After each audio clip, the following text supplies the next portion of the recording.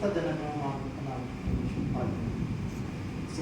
സിംഗ്ലയുടെ പങ്കിനെ സംബന്ധിച്ച് intelligence ADGP അന്വേഷിക്കും എന്ന് വളരെ കൃത്യമായി പറയും. മറ്റൊരാളെ കുറിച്ച് കൂടി വളരെ കൃത്യമായിട്ട് പറയുന്നത് അത് അബ്ദുൾ റഹീമിനെ കുറിച്ചാണ്. അദ്ദേഹം സൗത്ത് ഏഷ്യയിൽ, അന്ന് നോർത്തും സൗത്തും മാത്രമേ കോഴിക്കോട്, ഇന്ന് 4-5 സംസ്ഥാനം. ഇദ്ദേഹത്തിന്റെ നിയമനം പോലും സംശയാസ്പദമാണ്. സൗത്ത് ഏഷ്യ ആയിട്ട് വന്നിട്ടുള്ള നിയമനം പോലും സംശയാസ്പദമാണ്. ലീഗിന്റെ നേതാക്കന്മാരുടെ ഇടപെടൽ അദ്ദേഹത്തെ AC ആയിട്ട് നിയമിക്കുന്നുണ്ടായിട്ടുണ്ട്. നിയമനം തന്റെ ശുപാർശ പ്രകാരമല്ല എന്നാണ് DIG പറയുന്നത്. ഇദ്ദേഹം അബ്ദുൾ റഹീം അവിടെ സൗത്ത് ഏഷ്യ ആയിട്ട് വന്നിട്ടുള്ളത് എന്റെ അറിവോട് കൂടിയല്ല എന്ന് പറയുന്നത് DIG ആണ്. ഉത്തരവാദിത്വത്തോടും ആത്മാർത്ഥതയോടും കടമ അദ്ദേഹം നിർവഹിച്ചില്ല. മുതിർന്ന ഉദ്യോഗസ്ഥന്മാരുടെ നിർദ്ദേശങ്ങൾ അദ്ദേഹം അവഗണിച്ചു. കൂട്ടക്കൊലക്ക് പിറകിലെ ശക്തികളുമായിട്ടുള്ള ബന്ധം അടിസ്ഥാനരഹിതമായിട്ട് തള്ളിക്കളയാൻ വേണ്ടി സാധ്യമല്ല. അതുകൊണ്ട് സംസ്ഥാന ഗവൺമെന്റ് ഇദ്ദേഹത്തെ സംബന്ധിച്ച് അന്വേഷണം 4 പേരെ സംബന്ധിച്ച് വളരെ കൃത്യമായിട്ട് ഈ വിഷയത്തിൽ പറയുന്നു. മറ്റൊരു കാര്യം കൂടി സൂചിപ്പിക്കാൻ ആഗ്രഹിക്കുകയാണ്. പ്രദീപ് കുമാറിന്റെ നേതൃത്വത്തിൽ നടന്നിട്ടുള്ള ക്രൈംബ്രാഞ്ച് അന്വേഷണം. ആ ക്രൈംബ്രാഞ്ച് അന്വേഷണത്തിൽ കണ്ടെത്തിയിട്ടുള്ള കാര്യങ്ങൾ കൂടി മനസ്സിലാക്കുന്ന സമയത്താണ് എന്താണ് ഇതിന്റെ ഗൂഢാലോചനയുടെ ആഴം എന്ന് നമുക്ക് മനസ്സിലാക്കുക. അദ്ദേഹം പറയുന്നത് വ്യാപ്തിയേറിയ ഗൂഢാലോചനയുടെ ചെറിയ ഭാഗം മാത്രമാണ് മാറാടും നടന്നത്. 8 പേര് കൊല ചെയ്യപ്പെട്ടത് വ്യാപ്തിയേറിയിട്ടുള്ള വലിയ ഗൂഢാലോചനയാണ്. അതൊരു ചെറിയ സംഭവം മാത്രമാണ് മാറാട് നടന്നത്. ഒരു പ്രത്യേക കേന്ദ്ര അന്വേഷണ സംഘം ഇത് അന്വേഷിക്കണം. CBI, DRA, IB, കസ്റ്റംസ് ഏജൻസികൾ അങ്ങനെ അടങ്ങുന്ന ഒരു ടീമായിരിക്കണം ഇത് അന്വേഷിക്കേണ്ടത് എന്നാണ് അദ്ദേഹം പറയുന്നത്. CPM, മുസ്ലിം ലീഗ്, NDF, PFI തുടങ്ങിയിട്ടുള്ള വിഭാഗത്തിൽപ്പെട്ട ആളുകൾ ഇതിൽ കൃത്യത്തിൽ പങ്കാളികളായിട്ടുണ്ട്. ഇവരിൽ ചിലർ പഴയകാല സിമി പ്രവർത്തകന്മാരാണ്. കോഴിക്കോടെത്തിയ പാക് പൗരൻ മുഹമ്മദ് ഫഹദ് മാനാട് സംഭവം നടക്കുന്നതിന് മുമ്പാണ് അദ്ദേഹം എത്തിയത്. അത് സാമ്പത്തിക കാര്യങ്ങൾ കൈകാര്യം ചെയ്യുന്നതിന് വേണ്ടിയിട്ടായിരുന്നു. ഇയാളുമായി നിരന്തരം ഫോൺ ബന്ധത്തിൽ ഏർപ്പെട്ട യുവ നേതാവ്, ആ യുവ നേതാവ് നമുക്ക് എല്ലാവർക്കും അറിയാവുന്നതുപോലെ യൂത്ത് കോൺഗ്രസിന്റെ സംസ്ഥാന ജനറൽ സെക്രട്ടറി ആയിട്ടുള്ള ആദിൽ മുൻസിയെ, അദ്ദേഹത്തെ സംബന്ധിച്ചിട്ടും അന്വേഷണം ഉണ്ടാവണം. പോർട്ട്, ചിമ്മ്, റോഡ്സ് ആൻഡ് ബ്രിഡ്ജസ് തുടങ്ങിയിട്ടുള്ള ഫയൽ പരിശോധിക്കുമ്പോൾ അത് പലരുടെയും പ്രയാസങ്ങൾക്ക് ഇടയാക്കിയിട്ടുണ്ട്. കാരണം വലിയ ഭൂമി ക്രയം അവിടെ നടക്കാൻ വേണ്ടി പോകുന്നുണ്ട് എന്നുള്ളതാണ്. അബ്ദുൽ നാസർ മദനിക്ക് ഈ മാറാട് സംഭവത്തിൽ പങ്കുണ്ട്. അയാളുടെ അറിവോട് കൂടിയാണ് കൂട്ടക്കൊല നടന്നിട്ടുള്ളത്. തീവ്രവാദ ബന്ധം പരസ്യപ്പെടുത്തരുത് എന്ന് അന്നത്തെ മുഖ്യമന്ത്രി എന്നോട് പറഞ്ഞിട്ടുണ്ട്. അതായത് ഉമ്മൻചാണ്ടി. ഇതിനെല്ലാം നമുക്ക് അനുമാനിക്കാവുന്നു. ചെറിയ സംഭവങ്ങളല്ല മാറാട് നടന്നത് എന്ന് പറഞ്ഞു. വലിയ തരത്തിലുള്ള ഗൂഢാലോചന ഇതുമായിട്ട് ബന്ധപ്പെട്ടിട്ട് നടന്നു. ഒരൊറ്റ ഉദാഹരണം മാത്രം പറയാം.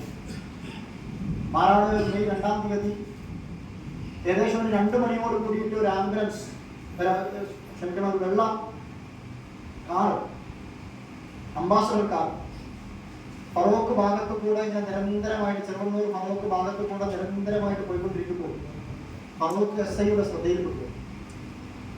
ഫറോക്ക് SI അവരെ ആ കാറ് കസ്റ്റഡിയിലെടുത്ത് ഫറോക്ക് സ്റ്റേഷനിൽ കൊണ്ടുപോയി. ഏകദേശം സന്ധ്യയോട് കൂടിയിട്ടുള്ള സമയമാണ്. ആ സമയത്താണ് മാനാട് ഇങ്ങനെ ഒരു സംഭവം നടക്കുന്നതെന്ന് അറിഞ്ഞത്. അദ്ദേഹത്തെ നേരെ മാറാടേക്ക് ചെല്ലേണ്ടി വന്നിട്ടുണ്ട്. അതിനുശേഷം അദ്ദേഹം ഈ ആൾക്കാരെ ചോദ്യം ചെയ്ത സമയത്ത് ചെട്ടിപ്പടി സ്വദേശിയായ ലത്തീഫിന്റെ നേതൃത്വത്തിലുള്ള ഒരു സംഘമാണ് ഈ സംഘം. 6 പേരുടെ കാർ. അവരെ ചോദ്യം ചെയ്ത സമയത്ത് അദ്ദേഹത്തിന് മനസ്സിലാക്കാൻ വേണ്ടി സാധിച്ചത് അത് കൃത്യമായിട്ട് അദ്ദേഹം ഈ കമ്മീഷൻ റിപ്പോർട്ടിൽ പറയുന്നു. അദ്ദേഹം പറയുന്നത് ഇത് ഇവർക്ക് ഡ്യൂട്ടി നിശ്ചയിച്ചത് മെഡിക്കൽ കോളേജിൽ. ഇങ്ങനൊരു സംഭവം നടന്നു എന്ന് ഉറപ്പായി കഴിഞ്ഞാൽ ഉടനെത്തേണ്ടത് കോഴിക്കോട് മെഡിക്കൽ കോളേജിലാണ്. അങ്ങനെ മെഡിക്കൽ കോളേജിൽ അവർക്ക് നിശ്ചയിച്ചിട്ടുള്ള ഡ്യൂട്ടി സ്വാഭാവികമായിട്ടും മാറാട് ഒരു അക്രമം ഉണ്ടായാൽ തിരിച്ച് ഹിന്ദുക്കളുടെ ഭാഗത്തുനിന്നും അക്രമം ഉണ്ടാവും. തൊട്ട് മുൻപത്തെ വർഷത്തിൽ അങ്ങനെ ഉണ്ടായിട്ടുണ്ട്. തൊട്ട് മുൻപത്തെ വർഷത്തിൽ ഷിഞ്ചിപ്പനെയും നാരായണനെയും വന്ന സമയത്ത് യൂനുസിനെയും അബൂബക്കറെയും ഒക്കെ ഇല്ലാതാക്കിക്കൊണ്ടുള്ള സംഭവം, 3 പേരെ ഇല്ലാതാക്കിക്കൊണ്ടുള്ള സംഭവം ഉണ്ടായിട്ടുണ്ട്. അപ്പൊ അതുകൊണ്ട് സ്വാഭാവികമായിട്ടും ഹിന്ദുക്കളുടെ ഭാഗത്ത് തിരിച്ചടി ഉണ്ട്. കടലോര മേഖലയാണ്, സ്വാഭാവികമായിട്ടും തിരിച്ചടി ഉണ്ടാവും. അങ്ങനെ തിരിച്ചടി ഉണ്ടായിക്കഴിഞ്ഞാൽ ഒരു മുസൽമാനും മരിക്കരുത് എന്ന് ഉറപ്പുവരുത്തണം. ഒരു മുസൽമാനും മരിക്കില്ല എന്ന് ഉറപ്പുവരുത്തുക.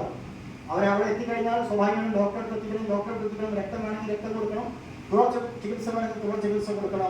ഒരു മുസൽമാനും മരിക്കില്ല എന്ന് ഉറപ്പുവരുത്തുക. മറ്റൊരു ചെട്ടിപ്പടി തന്നെ സ്വദേശിയായിട്ടുള്ള ലത്തീഫിന്റെ നേതൃത്വത്തിലുള്ള മറ്റൊരു കാർ, ആ കാർ ഈ മാറാട് എത്തി നടക്കുന്ന സമയത്ത് പയ്യാനക്കലിലേക്ക് വരാൻ വേണ്ടി പോകുമ്പോൾ റെയിൽവേ ഗേറ്റ് അടച്ചു. ആ റെയിൽവേ ഗേറ്റ് അടച്ചതുകൊണ്ട് മാത്രമാണ് അവർക്ക് മാറാട്ടത്തേക്ക് എത്താൻ വേണ്ടി സാധിച്ചത്. അവർ വലിയ ജലാശയമാണ്. ആ കാറ് നിറയെ ബോംബ് സ്ഫോടനത്തിലുള്ള തയ്യാറെടുപ്പുകളുമായിട്ടാണ് അവർ എത്തിയിട്ടുള്ളത്. അവർക്ക് കൃത്യമായിട്ട് അവിടെ ഭീകര അന്തരീക്ഷം സൃഷ്ടിക്കുക എന്നുള്ളതായിരുന്നു അവർ നിശ്ചയിച്ച ഡ്യൂട്ടി. ഭാഗ്യത്തിന് മാത്രമാണ് അവിടെ ആ സമയത്ത് എത്തിച്ചേരാൻ. നമ്മൾ വിചാരിക്കുന്നത് പോലുള്ള ചെറിയ സംഭവമല്ല മാറാട് നടന്നിട്ടുള്ളത്. വളരെ കൃത്യമായിട്ടുള്ള ഒരു കാര്യമാണ്. ഇതുമായിട്ട് ബന്ധപ്പെട്ടുള്ള വിദേശ ബന്ധങ്ങൾ ഇന്നും പുറത്തു വന്നിട്ടില്ല. ഇതുമായിട്ട് ബന്ധപ്പെട്ടുള്ള സാമ്പത്തിക കാര്യങ്ങൾ ഇനിയും പുറത്തു വന്നിട്ടില്ല. ഒന്നതാരാണ് എന്നുള്ളത് ഏകദേശം എല്ലാവരും മനസ്സിലാക്കും. കാരണം നേരെ മാറാട് ജുമാ മസ്ജിദിൽ പോയി ഒളിച്ചതുകൊണ്ട് ഏകദേശം എല്ലാവരും മനസ്സിലാക്കും. പക്ഷെ ആരാണ് കൊല്ലിച്ചത്, മാറാട്ടെ ഈ 8 പേരെ കൊല്ലിച്ചത് ആരാണ് എന്നുള്ളത് ഈ കാലഘട്ടം വരെ പുറത്തു കൊണ്ടിട്ടുള്ളൂ. അത് പുറത്തു വരുന്ന സമയത്താണ് നമ്മുടെയൊക്കെ പ്രയത്നം പൂർണ്ണമാവുക. തീർച്ചയായിട്ടും ഈ ഭീകരവാദം നിരന്തരമായിട്ട് നമ്മുടെ നാടിനെ നശിപ്പിച്ചുകൊണ്ടിരിക്കുക.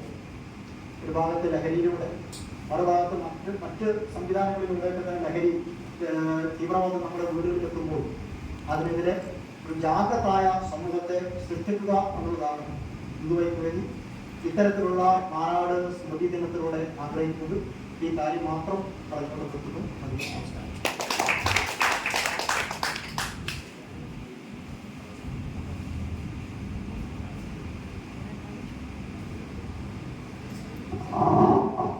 സംസാരിക്കുന്നത് വ്യാപരിച്ച